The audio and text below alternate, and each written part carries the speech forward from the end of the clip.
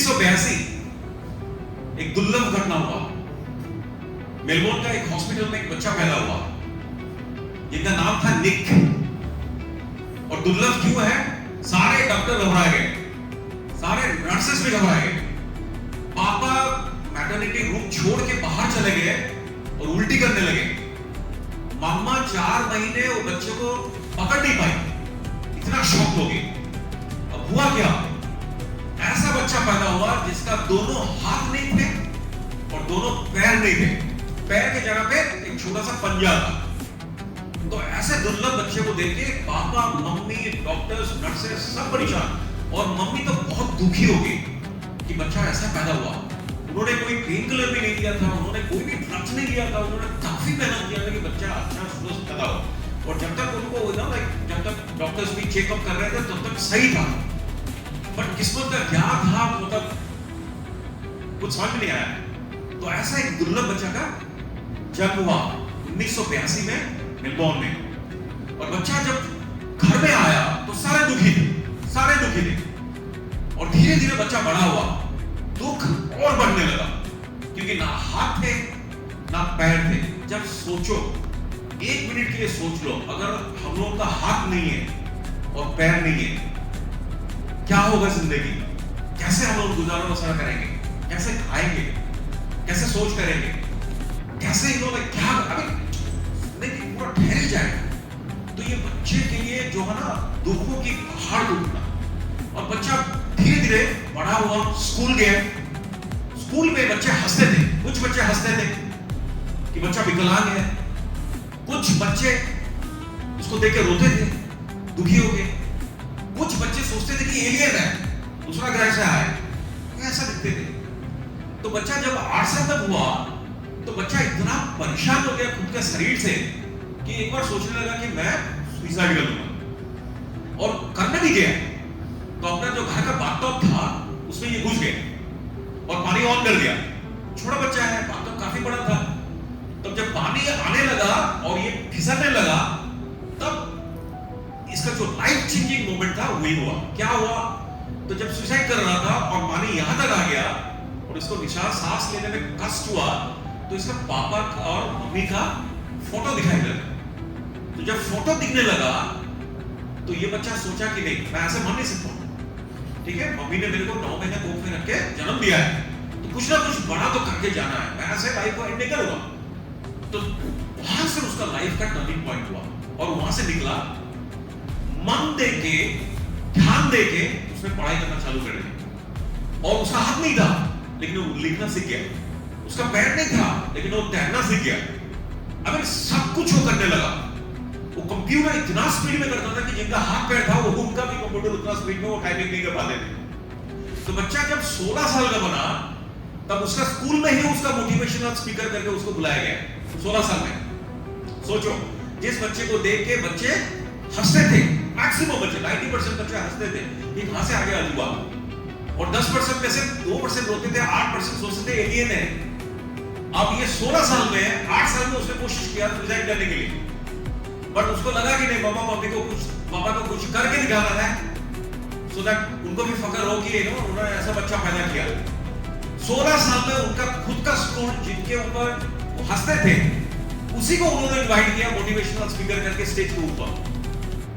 This was the turning point. और उसने ऐसा स्पीच दिया, स्पीच के बाद, उसका भाषण के बाद उसके टीचर्स सारे रोने लगे, स्टूडेंट्स, उसके कलीग्स सारे रोने लगे।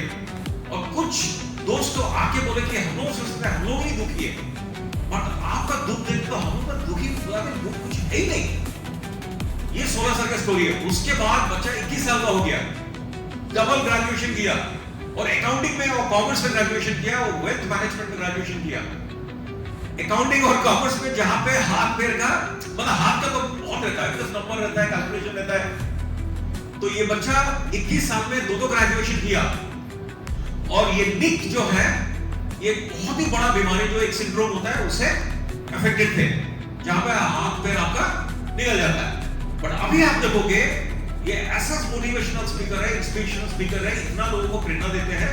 70 कंट्री घूम चुके हैं, सारे जगह दे चुके हैं। अभी 2024 में इंडिया आए थे और हैदराबाद में 1,20,000 लोगों को भाषण देके गए। बोले ना मेरा हाथ है ना मेरा पैर है, बट फिर भी मैं ये कर सकता हूं, तो आप क्यों नहीं? 1,20,000 लोग हैदराबाद में बैठे हुए थे इनको सुनने के लिए। Nick is one of the costliest motivational speaker in the world, जिनको सुनने के लिए लोग पैसा देके लंबे लाइन पे ब्लैक में टिकट लेके आते हैं।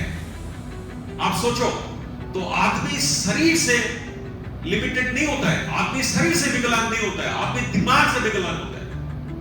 तो आदमी का जो लिमिटेशन, हम लोगों का जो लिमिटेशन होता है वो शरीर से नहीं होता है, वो दिमाग से होता है। जिसका दिमाग सही है और जो दिमाग के ऊपर कंट्रोल है वो कभी विकलांग नहीं हो सकता है। इसलिए हम लोग कहते हैं ना, जो मंजिल पाना चाहता है उसको सपना देखना चाहिए। मंजिल पाने के लिए सपना देखना जरूरी है। क्यों? ऊंची उड़ान जो होता है वो पंखों से नहीं हौसलों से होता है। Nick is the best example. And being a motivational speaker, I can understand इसका हाथ ना हो, पैर ना हो।